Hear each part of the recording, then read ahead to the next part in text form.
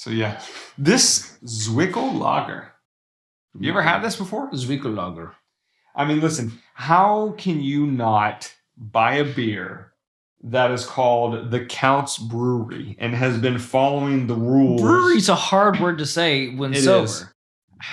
It is. So like, but they've been brewing according to the, where did I read that?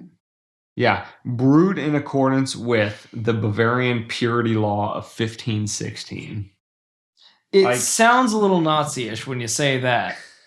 The Bavarian purity law of when exactly?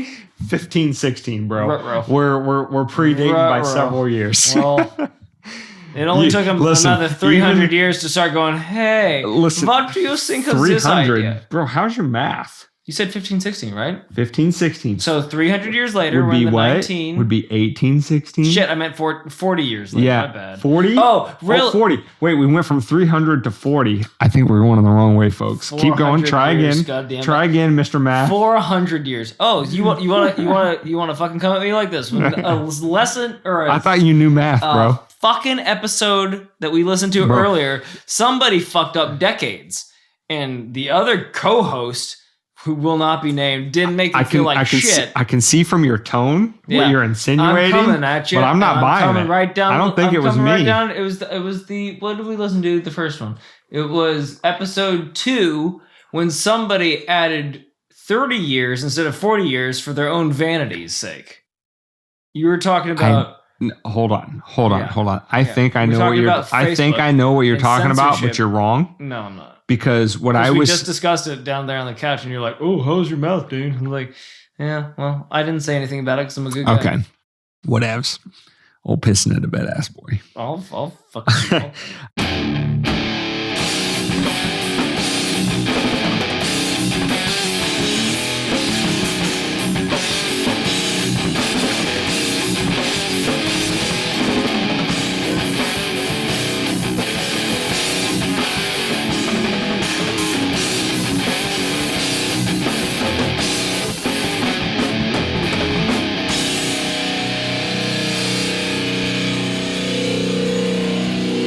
This episode is, it's not a bonus, obviously, because you didn't hear that at the beginning. Because, well, clearly they clicked on it and it said episode 13. That's the one. Were you fishing for that line?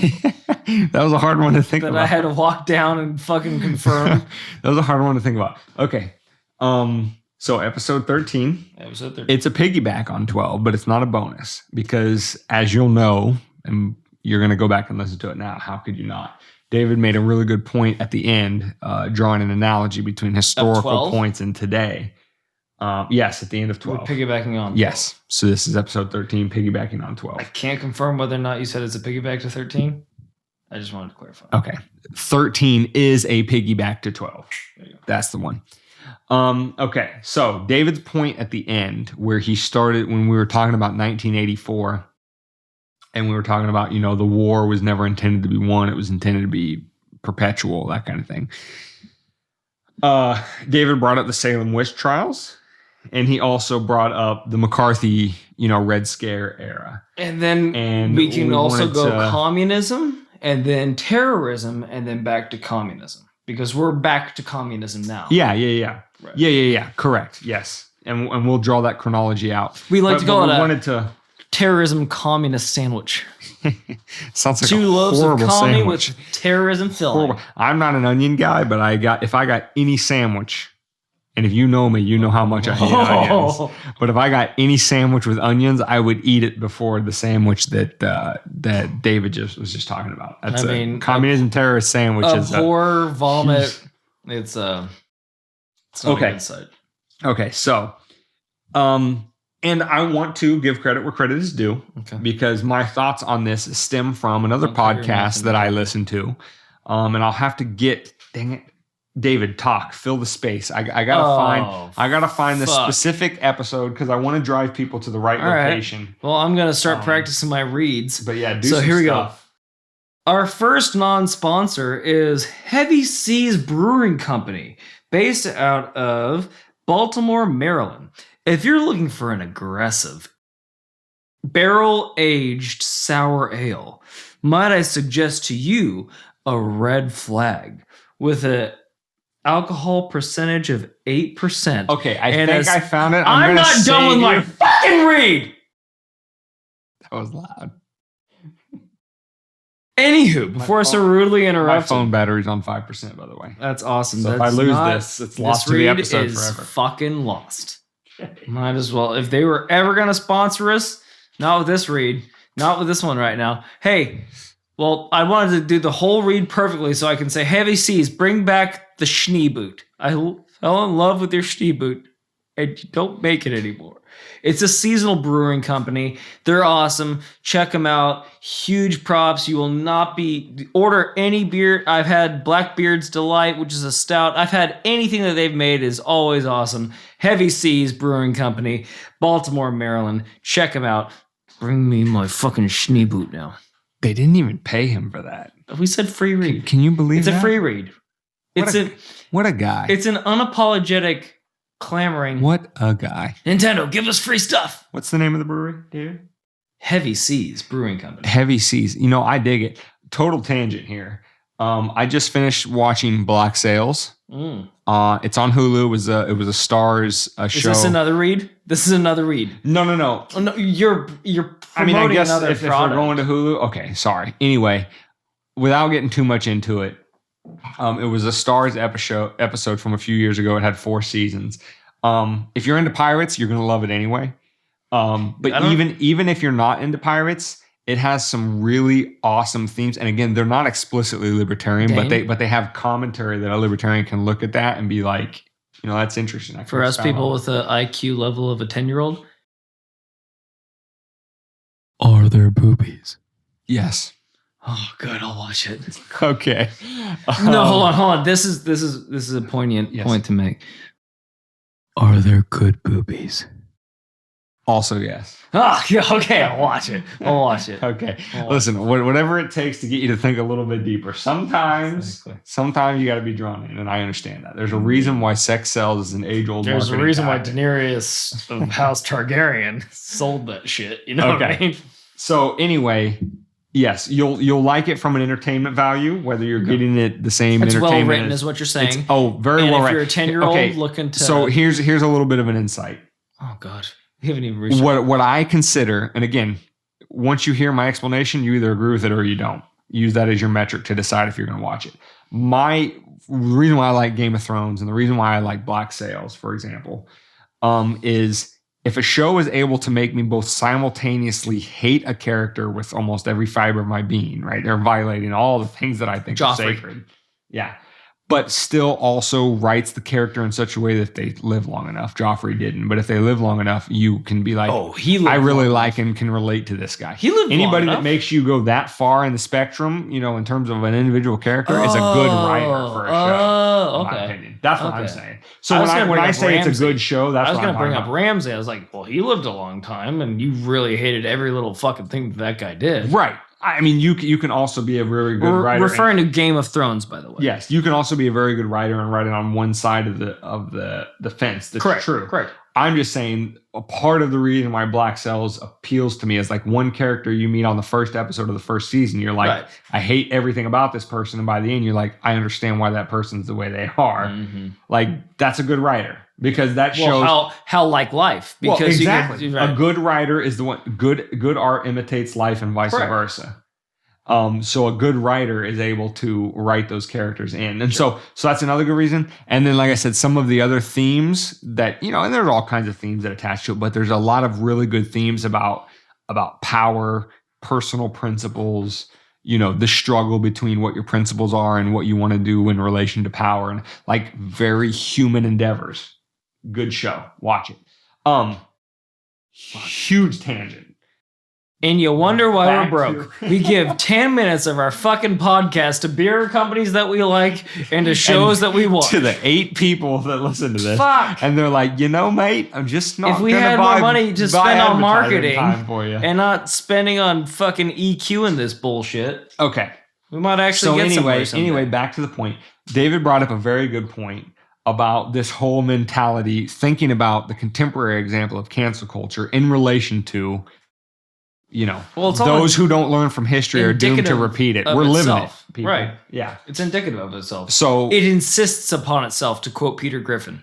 Yes. And everything that doesn't is shallow and pedantic. Exactly. So David brought up the 2 historical examples, and there's plenty more, but these are the ones that everybody knows about. I brought up there's 3. Sorry, 3. The 3 big ones that if in American culture you know about. Yeah. Right. It's very obvious. So Salem witch trials, McCarthy Red Scare era, and today's terrorism. Tying in with, and I'm going to add a 4th. We're coming back. I want to add a 4th. Right. Everybody's a Nazi. Well, we're coming back to communism too. We're coming back to communism because they're calling Antifa communist, but they're also lumping them in with terrorism because they're committing. Right. Well, lumping them in. Well, and then lumping them in, but in what I'm saying is in the context of the cancel culture. Right. Right. To be, if somebody, I'll just put it this way. If you're on any social media platform and somebody accuses you of being a socialist or a communist, what happens to you in your career? Boom. Done. Wait a minute. No. A socialist or a communist? A socialist or a communist? What happens to your career? I don't know where you're going with this. Nothing. That's the point. I'm saying I was thinking within the realms of that thing. Okay, correct. Okay. What I'm saying is when a Bernie Sanders or an Ocasio-Cortez says, I'm a socialist. Now, again, they make all kinds of distinctions. I'm a democratic socialist, right? Because they want to distance themselves from regimes acted similarly to what they want. Okay, hold on. But you can run and be a successful candidate for higher office in this country running as a communist, socialist, whatever. Now, again, they don't run as communists, but very broadly supported political organizations openly avow to, run in line and be informed by the principles of Marx and communism. So all I'm saying is that doesn't destroy your career. But unfounded or not, if the right person in the right position with a big enough blue check mark and enough followers on Twitter says that you are a racist or a Nazi because, again, you wore the wrong Halloween costume to a Halloween party, or you had the Gadsden flag up under the American flag, or pick any number of innocuous things. You didn't want... Okay, but here's an example. Okay. In the recent statue Tumble Fest, at least one time, I know for a fact, there was a known political abolitionist, a guy who worked diligently in the North before the Civil War to try to argue and agitate for the society accepting the position that slavery is morally reprehensible and should be ended, right? That person was toppled in Philadelphia. Our intro/outro drummer, I know you love that music, so definitely check him out. Well, he's in my fucking band, Dane. Yeah, I know. But what I'm saying is, not the guy that was the abolitionist, the fucker in the intro. Duh. For Christ's sake. Yes. The guy living in Philadelphia. This is where this all happened. They tore down. Carlos. Carlos. At least say Carlos. Fuck, man. We're gonna shout out his website. He does drummer lessons and everything. You should definitely, if you have a son or daughter, or you yourself want to learn, definitely. As long as it doesn't get in the way of us riding fucking metal up your ass. I'm okay with it. I've seen him intrude on my metal. Doing like a spider monkey. A Facebook videos training people over. He became digital in the coronavirus era, and we're losing the market. Okay, not to lose the market. So anyway, the cancel culture took down that. And of course, they took down statues of Confederate generals, whatever. I'm not the abolitionist guy, and they took down the they're literally taking down statues of people on the complete as contemporaries back in the 1860s. We're on complete opposite sides of the fence, and they're taking down both. I also saw in at least one city a statue of Frederick Douglass was taken down. Interesting. An escaped slave who became one of the most eloquent early, former slave abolitionist voices at the time, who said things as controversial as, one of my favorite quotes is, "I will join with any man to do good, and I will join with no man to do evil." And he lived like that. So Frederick Douglass, an escaped slave who openly, agitated in the North for abolitionism and, everything that you would say that was right and virtuous at the time even got torn down through this whole cancel culture statue teardown mess. Okay, so Dane, to bring you back to topic, that should tell you how ridiculous this whole thing has gotten. But what I'm saying is like the idea behind it, the concept of it, is to be defined by one word. Right? All you have to do is say that this person is this one word, and it used to. And as we're tracking back through the annals of time, at least through this country's history, it started with, Puritanism and witchcraft and yada yada is a sign of the devil, and all they had to do, and it turned in every case in this culture, it would turn into a political weapon, not necessarily. Sorry, I was distracted by my co-host trying to get rid of his noisy fucking phone. Why do you gotta tell him everything? Because I'm not gonna look like a fucking fool that trips over his words because you were about to throw your phone across the goddamn room instead of just handing it. Sometimes he gets his words all whiffed up. I get narcoleptic. Anyway, so they would use it as a political weapon.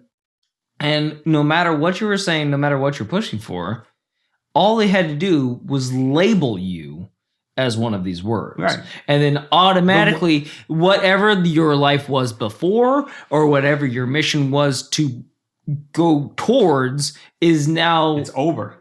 Done. Because you've been labeled this one thing and you can't fight it. And if you fight it more, it's like a boa constrictor. The more you move, the more you fight, the tighter it squeezes. You're right.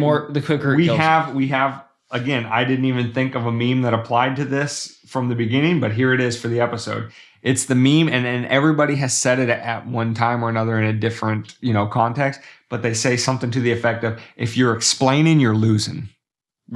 Right? So if you are a Ralph Northam, right, the governor of Virginia, I believe, that was caught in either blackface or a literal Ku Klux Klan, hood back in like the 1960s or 70s, whenever he was in college, that's what he went in Halloween as. But now he's a Democratic governor of Virginia, and he can't do any wrong because, damn it, he's a Democratic governor. Well, they almost outed him.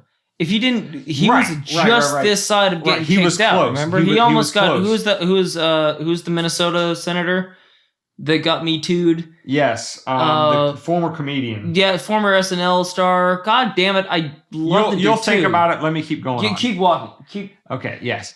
Keep walking. Keep talking. Jesus Christ. We do this. Actually, we're sprinting at speed like cheetahs while we're recording this. So sometimes we walk when we need to think a little bit harder.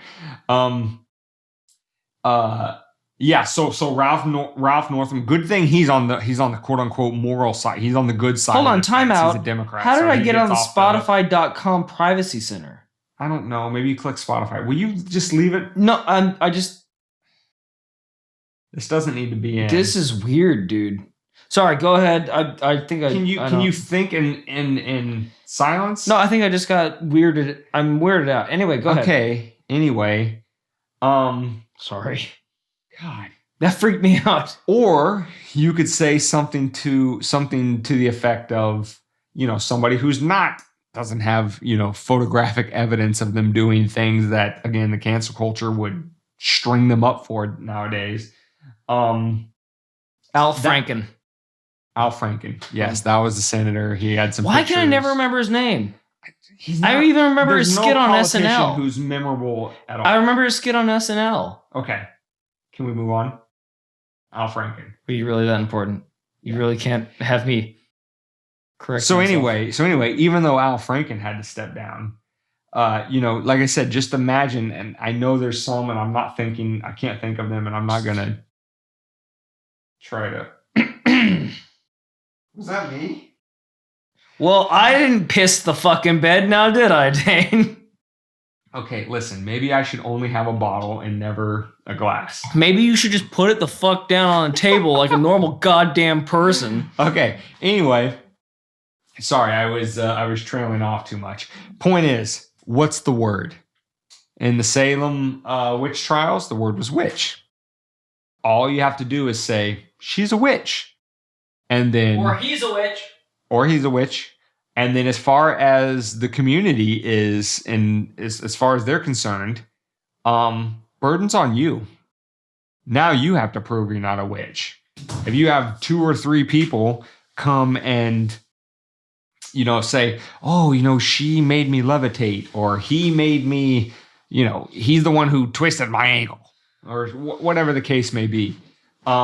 Or actually, maybe somebody made a sexual progression towards you, and you did the right thing and turned them down, and then they said, well, she's a witch, I saw her dancing in the woods, and boom, you're fucked, Phil. Yeah, that's how bad this mentality individually winds up. And that's why we look back with our 21st century glasses and go, wow, the Salem witch trials were barbaric. Can you believe those Puritan Christians did things like that? Right? That's how we look at it. Okay, fast forward. Let's talk about the McCarthy era Red Scare, right? McCarthy would just say communist, and it would fall on the person to be to prove that they're not communists. You have to prove a negative because that is such a toxic word. Well, and then not to mention the fact that you're fighting on their ground. Once you have to defend the fact that you're not what they just called you, now you're fighting in their fucking arena. You've already conceded the moral ground that they're standing on, which is, and let's not kid ourselves, the moral standing is, if you don't agree with me, you're a Nazi. It's not, these, again, we go back to distinct. It's important to judge people on their own merits. What do they actually say? What do they actually claim? And most importantly, what do their actions suggest to you the type of person they are? Because again, people will say all kinds of things to get them whatever they want in life. But very few people act out of interest that they don't find to be in themselves. So, for example, a true white, avowed white supremacist might say, I'm not. But then when you look at the things that they do, you're like, yeesh, well, I don't know. Those actions seem to betray his words. But the problem is, when you start interjecting these words like witch or communist or terrorist, whatever the word is for, somebody who needs to be canceled. Yeah, okay, Nazi. Yeah, that's what it is. Because again, bringing back to the point, you can run a successful senatorial and House of Representatives campaign saying, I'm a socialist, but I'm a democratic socialist. And you completely get a pass on all of the sins of socialism. But do you think anybody would ever run on an open campagin, I'm a Nazi, even if they agree with it? Nazi. I'm a Nazi, but I'm a good one. Or I believe in the KKK, but I'm a good one. Again, no. So what does that tell you about the culture? That tells you about the culture that one side is going to be completely ignored and the other one is going to get a pass, even though both are responsible for untold human destruction and death, and they should be treated equally. They're not. Now, that's not us passing judgment on the validity, good or bad, of canceling white supremacists and Nazis. We're only saying that word is thrown at a lot of people who don't meet that criteria of literally saying, yes, the white race is better, or yes, the Nazis were right. You know what I just realized? The only thing that defeats this maneuver is to have a sitcom based off of you. If there's one, I'm not fucking with you. If there's one thing the regime hates, it's to be laughed at. Bewitched, all of a sudden we're not so scared of witches anymore. What was the Hogan's Heroes? We'll start. You think we weren't scared of witches? It took Bewitched to do that for us? Oh, no. We were still terrified of witches back in the day. Didn't you not know? Did you read the papers? Why would you reach for the thing that you've already spilled in such a weird fucking way? Not holding it no, like you this. Reached for it like in this weird amorphic. But it was around my thing. I understand it. Just scoot back a little bit and come from a proper angle. I understand how to move my arm to keep the thing. Apparently not. Yeah, fuck. This is a completely different thing. I was on a completely and you almost did it again. No, I'm not even close because I drank more of it. Anyway, God damn it! Come on, let's get to the episode. We are in the episode. We're mid-episode. Okay, so that's all I'm saying. We need to write a sitcom to get rid of terrorists. And to get rid of all these little nomenclatures that we throw in. Bringing the circle, David, because I skipped over one terrorist. So, Salem witch trials, communist Red Scare, terrorists, the war on terror, right? And I mean, again, tracking back to the last episode. That's my Muhammad. Is that not what the people in Portland are being called? Whether they are or not, I don't know. I don't know the charges against them. Obviously, the government, as it said, it wouldn't even say it to them when it was yanking them off the streets. Anarchy in the UK. So I don't know the charges against him, but I'm just saying the word terrorist is used in a very broad way. Again, tracking back to the Bush years. If you're not with us, you're against us. This very Manichean. And this is what I wanted to do in the last episode because I didn't shout out and this is what I looked up and totally forgot. I wanted to shout out the Dangerous History podcast. Now, there's no reason for him to expect this shout out, but this concept I want to attribute to its originator, and he had an episode 205. I believe that's the correct one. The title is Divide and Conquer, Divide and Rule. And again, this is called the Dangerous History podcast, and it's hosted by Prof. CJ, who is an actual history teacher, but has a very informative and entertaining podcast. So 205, Divide and Conquer, Divide and Rule. And what he talked about in that episode is the dangers of the Manichean Temptation. And he gives the backstory about who Manichaeus was and what this philosophy is and all that kind of stuff. So I'll let you go to Dangerous History Podcast 205 and get that. But the point he makes about the Manichean worldview is when we think of that philosophy, it is what we conceive of as like good versus evil. The world is black and white. There is no gray. There is all good people and all evil people, and you have to vote for the good people, or that by proxy makes you evil, and vice versa. And when you divide the world up like that, it creates many problems. And again, Prof. CJ talks about a lot of them, but I just want to focus on a couple. And it's the opposite side of the coin problem.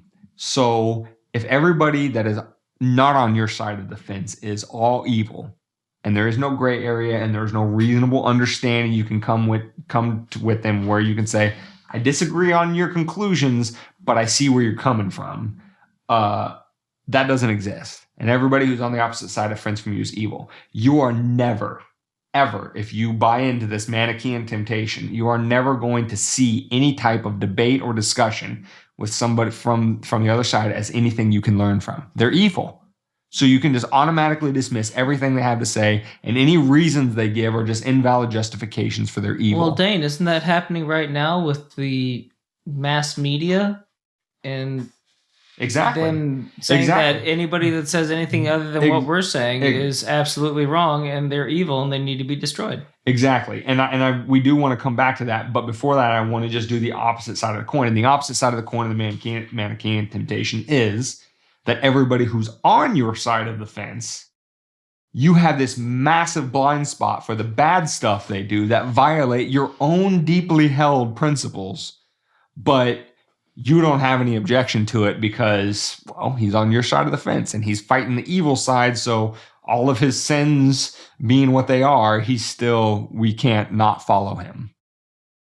Again, we talked about it a little bit on the last episode.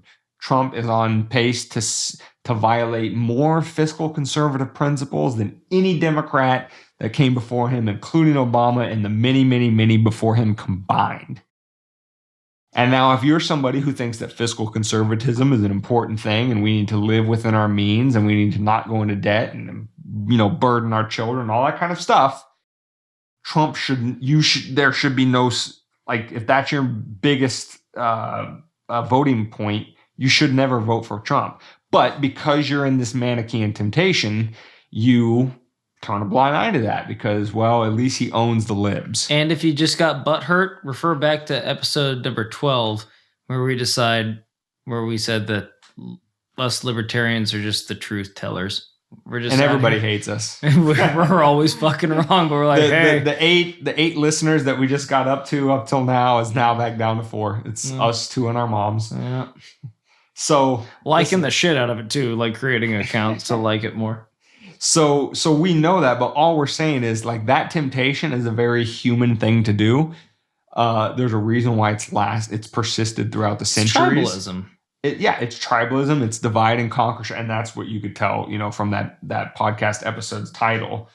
The divide and conquer strategy is, don't think that our politicians can't at least be aware of this. We mock and say how dumb they are and they're not that smart, and I think that's generally true as well.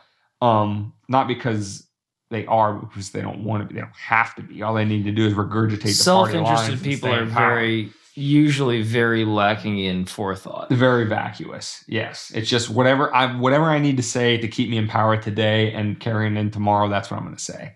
So you don't expect to hear a lot of new. So again, that's not saying that, they have a double-digit IQ, but that's to say that you're never going to see that.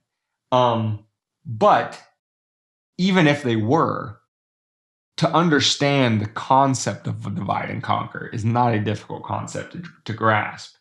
And that's what all of these, the witch hunt, the Red Scare, the war on terrorism, and now cancel culture, that's what it is. If you can attach one word to somebody's name, which immediately puts them on the defensive. And then blacklist them. And then within the society, the meme exists that if you're explaining you're losing, and whether people admit to that explicitly, they understand it's the truth. They're like, oh, well, he has a reason for why this happened. Well, he must be guilty. Well, he must have thought of that beforehand. Yeah. So when that's the case, if you can attach this word to them and at least be superficially plausible, I don't know. I would imagine you could attach the name to Ralph Northam, who literally either was in offensive, not just, oh, I dressed up as my favorite Hollywood person, but like an offensive blackface. But the fucked up thing and is, a KKK hood, he doesn't get the label, right? Because he's, again, back to the Manicheanism, he's on the right side of the fence.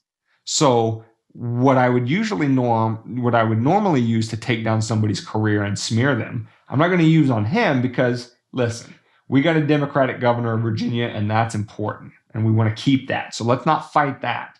He's not a racist or a Nazi. But he's capitulated. He said sorry, so now or whatever. So now we can add some nuance to this. But it also goes back to, like, we're in this weird time too, where it's at least at this point, now it's starting to come full circle. It's only been self-inflicted cannibalism. Like, for this whole woke movement, for this whole, like, for a lot of it, it's just been blue eating blue. It's been a lot of people that were soft enough to go, you know what, I made some wrongs and I'm going to step down from my position and this, that, and the other. You remember, who's the guy down in Alabama that, like, brandished a fucking revolver at his, like, election rally, and then it came out that he was fucking 14-year-olds? And he's like, I never did that. And they're like, no, we've got like 20 of them. And they said that they were really scared and you did it to him. He's like, I don't know. Because that's how all you Alabamans talk, you pieces of shit. Not from Alabama. I'm pretty sure it was Georgia. Maybe. No, it wasn't Georgia. It was one of those really, really Bible Belt ones. Not to say that Georgia, you don't believe in the Bible fervently as well, but which is a topic for another day. But anywho, you're looking it up right now. I want to say his name was like Thurgood or something like that. Some good old fashioned down home. Maybe it was Mississippi. It wouldn't surprise me. No. What was his name? I don't have it yet. You gotta keep talking. Anyway, so like there's one case that came out. He's like, I didn't do that. Got it. Here you go. What's his name? Roy Moore. Roy Moore. I told you it was a goddamn good old boy's name. So, that is a sick, nasty. So we'll post. Go to wndpodcast.com/13. Look at the show notes page. We'll post some articles about Roy Moore if this is just like, again, in the age of COVID, this stuff seems like millennia. One harpoon kills a Democratic whale. This whale took like 14 fucking 50 cals to the goddamn head. And I was like, I think I can still make it. Who ran for Senate, and David was right. Mm-hmm. It's Alabama, not Georgia. Boom. I think I need to Sometimes David knows stuff. Don't check it again. Yes, Alabama again. Admit. And so anyway, like he got pretty far through his senatorial campaign before like all the stuff about like he sent lewd photos, or he did like he got some chick in a car. He sexually assaulted some girl like a long time ago, right? When he was I don't know whatever age. Anyway, if you can get canceled for blackface on your Facebook for a long time ago, that should be I'm a red flag, right? But okay, you bring up a very valid point. Right. That ties into the Manicheanism. Correct. Why does he get as far as he does with credible sexual assault allegations? Because he wants abortion to be outlawed, and he doesn't like them blacks. Or stated non-offensively. Jeez, cancel culture, you. The South will rise again. or stated, it's a caricature. Stated another way. Okay. It would just be. He was a very nice gentleman. It would just be. He had a fancy for the young'uns. He is a very strong. He was running in a very strongly red state. Mm-hmm. That would, in the Manichean tradition, look at, even though they might be conservative Christians, even though they might be all of these things that would personally morally object to the things that he was accused of. And again, I know, not innocent until proven guilty. I'm not saying he was guilty. I'm just saying those things were brought up, and largely speaking, he almost made it out. The Republic, he was slipping out. He was ducking, almost slipping. Did. So all I'm saying is that's suggestive of Manicheanism coming in, where they're forgiving. And again, liberals, you're not off the hook. No. Just like the last episode with Obama signing the NDAA, the very law that Trump is using to abduct people off the streets and detain them indefinitely. When Obama became the droner in chief. Right. Droning, multiple reports of hitting hospitals and schools full of women and children in his quote unquote continuation of the war on terror, as he droned more places than any president previously. You were completely silent when Obama was doing that. Now, I know you would vehemently object, because the left is supposed to be the anti-war side, if it was Republican doing that. So, what we're saying is this Manichean temptation thing, which again, CJ pointed out quite poignantly, is a real thing. And we see it all around us all the time. And that when you apply that over the concept of, again, Salem, Red Scare, war on terrorism, it can have very deleterious effects on the society. But they give us the wrong person gets in power. Next thing you know, a black bag's going over your head and you're going into some dark site. But they give us sexy. Not saying that that's what's happening. If you cut off this joke one more fucking time, I'll come across. Anyway, take 2. Scene. But they do give us sexy Halloween costumes about 50 years down the road. What are you talking about? Who does? Which is little tasty. Well, whenever you get like these forbidden taboos things, like you get. I thought this was a joke. Like, oh, I'm a sexy witch. Like, no, you're just in lingerie. Oh, that's why you're. That. Yeah. Wow. Like many have to die. What's your point? Many have to die for the few of us to be attracted to a very loose woman about 40 or 50 years down the road. What? Totally worth it. What kind of things are you saying? What's coming out of your mouth? These are probably the thoughts that kept me out of the good schools. But I mean, witches are sexy. You've seen the Russian Bogova? Yes, you feel like all of us. Archer has a sexy little Russian in it. We're not so mad at the Russians anymore, even though they're still fucking us. Maybe down the road, maybe terrorists become sexy. I don't know. It's too soon. David, don't concede. Just hold out hope.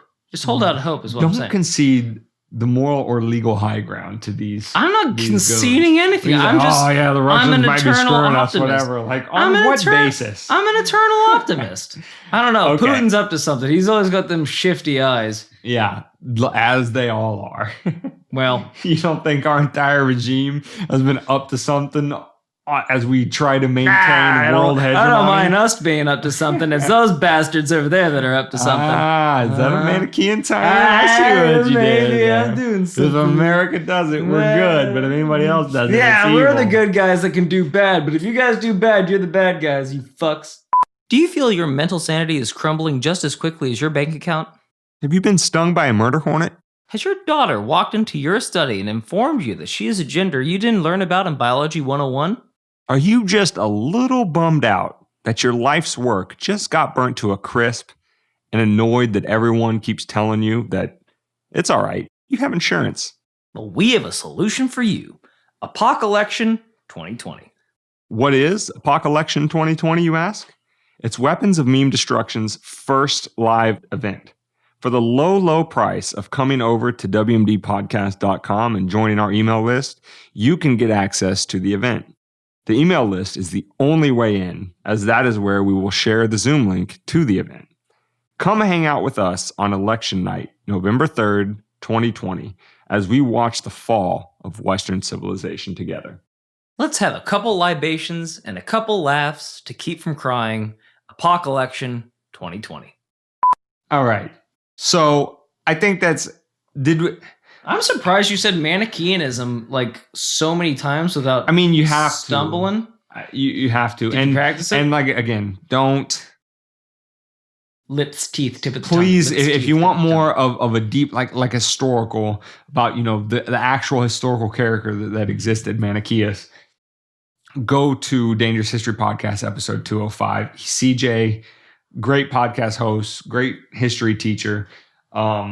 And that's who provided kind of the theoretical and structural framework to the points that we had to make here. In addition to, like I said, just drawing the connection, just look at how history has progressed. And again, those who don't learn from it are doomed to repeat it. The word witch was used to cancel people literally in terms of their life. Well, she turned me into a newt. I'll call better. A newt. Go better. The Red Scare was used to literally jail people because they were labeled communists. Again, maybe they were, maybe they weren't. But again, the word had the power. The war on terrorism, you're labeled a terrorist. The word was made flesh and dwelt among us. It makes it to where you can't object to any war that's currently going on.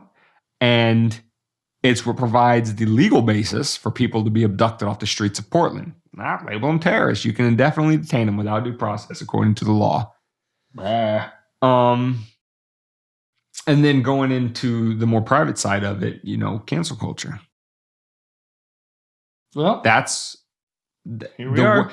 Labeling somebody a white supremacist, a Nazi, the words that work, so to speak. I think we've fleshed out the fact that calling someone a communist or socialist on social media is nothing's going to happen to them, despite the death record, between them and the side that does immediately get canceled. The point is that a word can be used regardless of substance, regardless of background, regardless of context or nuance. You can end somebody's career. You can have people that are completely on the left side. Barry Weiss from big newspaper. What was it? Was it New York Times? Was it New York Times or something? I think she was I don't think she was an editor. I think she was like an adjunct or something like that. Again, there's no reason whatsoever to think that Barry Weiss, and again, I don't know all of her intense political holdings and stuff. There's no reason to think that she is anywhere even remotely even adjacent to the white supremacist, Nazi, whatever word the cancel culture wants to use to get her canceled. She's a Jewish woman from Pennsylvania. And it's just like, that's just wrong, man.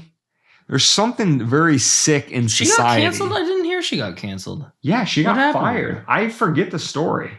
I mean, we'll put up a link. It didn't fit with the narrative, and then here's the thing. I could tell you little facts here and there that I remember from the story, but it might not flow in the way that tells it accurately. Seems sweet. She's a little left leaning for my liking, but she was pretty nice. She seemed pretty. But again, the point is that when the distinctions aren't made. When somebody doesn't say, yes, I can objectively look at Richard Spencer and I can look at Barry Weiss and I can say, wow, they disagree on a lot of shit. There's a chasm between them. Or even if they don't, they disagree on some very fundamental things, like when Spencer would say things like, yes, the white race as a matter of pure biologic is the superior race. I can see how him saying that is a completely different thing from anything that has ever come out of Barry Weiss's mouth, even remotely. Yet, but the same words used to cancel a Richard Spencer was, the same mentality, if not words, were used to cancel Barry Weiss. Like, they're not the same person. Help us small people. How do we know when it's happening to somebody? How do we know that they're being canceled? Explain. It's a hard thing to ask because, again, we all have families. Not that hard. Well, hold on. Again, from my perspective, maybe you have a more simple explanation. For me, it's like, listen, it's easy for somebody to say, dude, look it up yourself. Don't just believe what CNN or Fox News or anybody else in between tells you. Well, how hard is that? Do your own research. How hard is that? No, it's easy to say that. But what I'm saying is, listen, there's a lot of people, and we grew up with them in middle America, that, and again, this doesn't mean that they're any different than people on the coast in terms of what their life concerns are. We're using it for simplicity's sake. Yes. The point is that they have very simple and singular focuses. I need to go out today and I need to earn an honest living because that's what matters to me. That's the way I was raised, right? You don't take $1 for nothing. You don't put in a half-assed days of work and expect a full day's pay. Mentalities like that. And they just want to go to work and earn their dollar to be able to come home and have their wife and 2.3 kids or whatever the case may be and watch a sitcom and laugh and put their kids to bed and hopefully be able to put their kids through college and, all the things that a normal person would want, right? And what they're being told is if a person deviates from the prevailing narrative or what's supposed to be expected of you so that you don't get the moniker of Nazi or racist or whatever the cancel culture word of the day is, that you need to buy into what we're saying 100% of the time, that person who doesn't have the time to look into just goes with the narrative, the nuance, the context of what somebody is going to go with the narrative. Come on, sheeple. Come on. Well, I think it's just easier to say this. If someone is ever in hot water and is being described with one word, it's pretty obvious what's going on. Like, a human is a multitude of different things with a multitude of different experiences, with a multitude of different passions, excitements, so on and so forth. How can you ever debase somebody down to one fucking word? It's dehumanizing. That means that they're trying to how would you say that? Make an enemy of you. What would the verb of that be? Deify? No, not deify. That makes you a god. It would be demonize. Demonize. Thank you. Yeah. Why was that so hard? Hi, David. Sometimes here's the English language. At some point. Sometimes you talk in ways that, like, I know where you're going, but then you like get in these word. I got my birds mixed up. When you're a kid, did you ever go to McDonald's and they had that little penny thing and you dropped it in, the thing would spin around until it went in? And then it would get down to like the little cylinder and go. Yeah. Bro, that was the shit. Yeah. So, bro, McDonald's gotta bring those back. I'm gonna buy a McDonald's franchise just to bring that back. I haven't been to McDonald's in over a decade. I know you haven't, but I'm just listen, McDonald's. I'm just saying. McDonald's. If you track back to episode number 3. Anyway, what were you saying? I was saying, like, a human is a multitude of complexity. And whenever you hear one word demonize. Defining them, they're trying to demonize them for some reason. Right. And whenever you just accept what's given to you and keep going along with the herd, well, guess what? Sometimes the herd walks into a fucking buzzsaw and you're becoming a steak before you even fucking know it. Again, if it looks too clear, open, and obvious to you, just do yourself the favor of a 5 to 10 minute Google search for the opposite opinion. Don't type into the Google bar the exact same thing you heard. Like if you saw a headline that said, Barry Weiss was fired from the New York Times for racist comments. Again, I don't know that a title like that existed, but let's say it did. You wouldn't go to Google and type in Barry Weiss racist. You're looking for affirmation. Right? You're looking for confirmation to your pre-existing bias.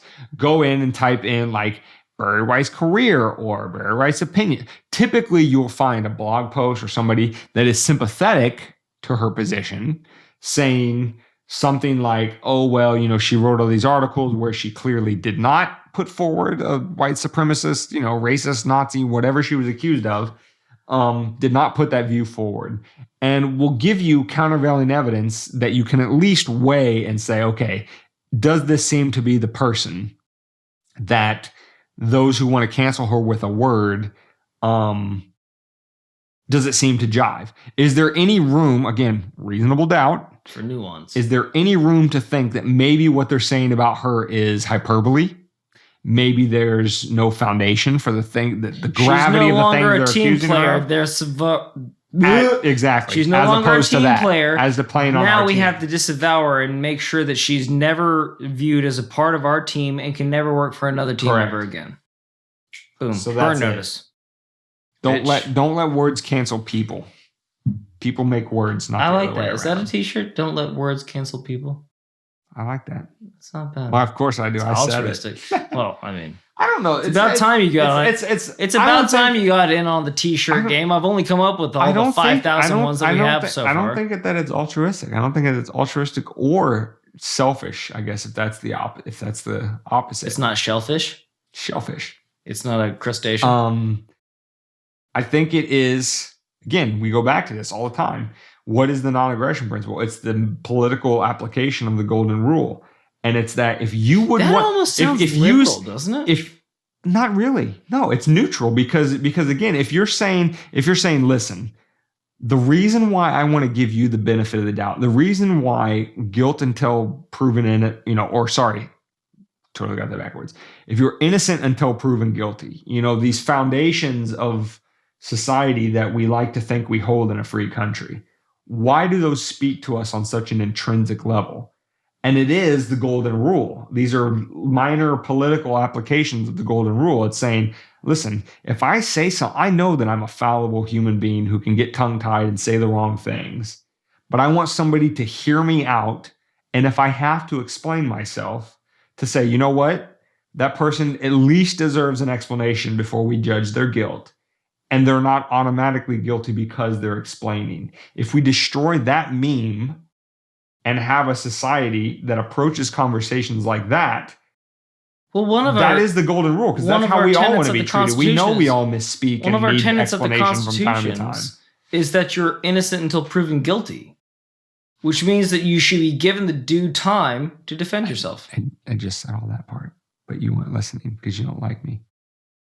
No, I was dumbing it down. I was taking what you said. I know I said that. It took you 5 minutes to say, and I just said. Also, he doesn't listen to me, which I don't blame him. I was texting. It's a new thing. So yeah, golden rule, nap. They're both, they're one and the same. You should. If you don't want to be canceled by the word witch, and you don't want to be canceled by the word communist, and you don't want to be abducted from the streets of Portland by the word terrorist. And you don't want to lose your job because somebody called you a racist, Nazi, fascist, whatever. And if you don't want to stay in your house because you're scared to go outside because don't do it to other people. That was aggressive. Don't do it to other people. Like fucking very demanding, very dictatorish. Yeah, don't do it to other people. Okay. Dictatorial. Once again, words are weird. We had 30 minutes. We were done at 30. Here we are at 52 and a half. I'm going to start calling you the wind. Not because you run like it, but because you fucking have so much of it in your lungs. I don't know how to shut up. I know. God, we're going to go broke. I'm going to give you a shot collar. People don't start paying to be our friends. Heel. We're gonna lose this thing. But no, this is important. It's important that we talk about it. WNDpodcast.com/13. Carry the 2. Solve for 8. Yeah, 13. Yep. Okay. WMDpodcast.com What? / What is it? Is it WMD or is it WMD?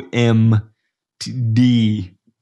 Oh, fuck. You couldn't even hit the enunciation. WMDpodcast.com. / Check 13. it out or you're a big dumb dummy and we don't want to be friends with you anymore. But we do because we love you. Yeah, come Thanks, bye.